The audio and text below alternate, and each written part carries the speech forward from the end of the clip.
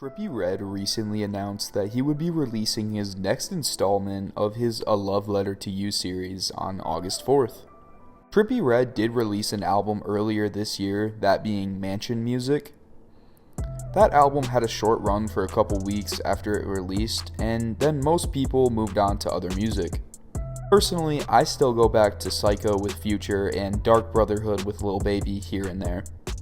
Back to this new album. Trippie Redd has been teasing A Love Letter to You 5 before he even teased anything for Mansion Music, so he has been working on this project for quite a while now. However, I do see a few problems with Trippie Redd actually deciding to release the 5th installment of this series. In my opinion, ending it on A Love Letter to You 4 worked pretty good for me. But in today's hip-hop scene, I just don't think fans will be super receptive to an emo or sad rap album in 2023. I could be wrong, and yes, I will listen to it because I love Trippie Redd and he's one of the SoundCloud era GOATs at this point. But let's rewind a bit and look back at when Trippie Redd released his A Love Letter to You 3. Many fans at the time truly thought after the third one he'd had found his girl and would be onto different style of projects. He had already released Life's a Trip and was met with a lot of high praise. And he continued trying new sounds with another album in summer 2019, which was ! Which was a tribute to X after he had passed. Although a lot of people hated on this album, I still go back to it and really like it. No, it's not my favorite Trippie Redd album, however, it's not my least favorite, and there are many songs that go hard.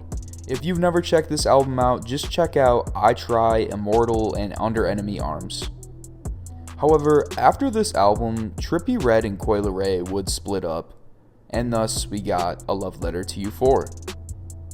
This is still Trippie Redd's biggest first week sales, selling 104,000 first week, as well as debuting number 1.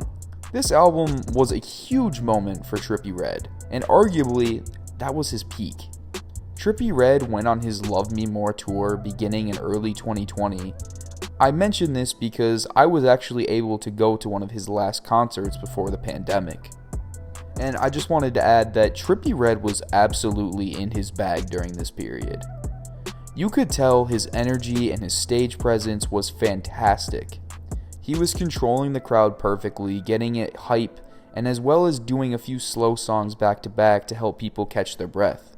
It just felt like Trippie Redd was on top and was going to be climbing even higher. However, when the pandemic started, everything just stopped for everyone, and I think Trippie Redd was hit really hard. Because he was killing it, and he knew it, but he had to stop performing, and maybe he lost a bit of mojo. But the pandemic didn't stop Trippie Redd from releasing another album.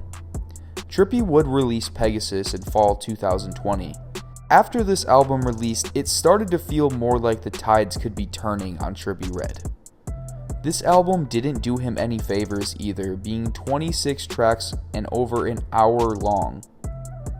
Now, I don't want to harp on Trippie too much because at least the man was working and he put out a project with some different styles, but ultimately it wasn't received well. Trippie Redd would also release a deluxe to this album with a whole nother album on top of Pegasus, that being Neon Shark. This album was fully rock and that's not really my thing, however I do like a couple of the songs like Pillbreaker and Red Sky. The first week sales for Pegasus were down from A Love Letter to You 4 being 60k. But as Trippie Redd continued to change his sound from the sad vibe he had with A Love Letter to You, he tapped in with a lot of underground artists at the time like Sofago and Ken Carson. And he saw what these guys were cooking up and decided to put his own twist on the rage sound. We of course all remember the viral snippet of Trippie Redd playing what would be Mr. Rage. This snippet would help Trippie Redd gain a lot more attention than he would be getting after releasing Pegasus. So Trippie Redd stuck with the rage sound and released Trip at Night in summer 2021. Trip at Night served as a sequel to Life's a Trip as well as showing the new sound Trippie Redd had developed. Trip at Night was another step in the right direction, selling 81k first week, as well as having 2 huge hits in Mr. Rage with Playboi Carti and Rich MF with Lil Durk and Polo G. And that leads us back to where we are now. With the way Trippie Redd has changed his sound and sort of fallen back from where he was in 2019, I see A Love Letter to You potentially flopping. It could be great, but like I mentioned earlier, I'm not sure how well the modern hip-hop fan will receive a sad love album. Again, I could be wrong, and Trippie Redd still has bangers that hold up, and A Love Letter to You 5 could be another step in the right direction for him. But in my opinion, I just don't think people will care about this album, and a lot of hip-hop fans feel that the emo sound is a bit played out. As well as Trippie switching his sound to the Rage aesthetic, a lot of fans online began to constantly compare him to Playboi Carti, saying everything Trippie does now is somewhat copying Carti. For example, Trippie Redd posted a few pictures online with him with a lot of black on and a very dark outfit, but the comments and people online were constantly saying bro is trying to be Opium so badly. And I don't think that's fair, but it does happen. So where does this leave us with this album?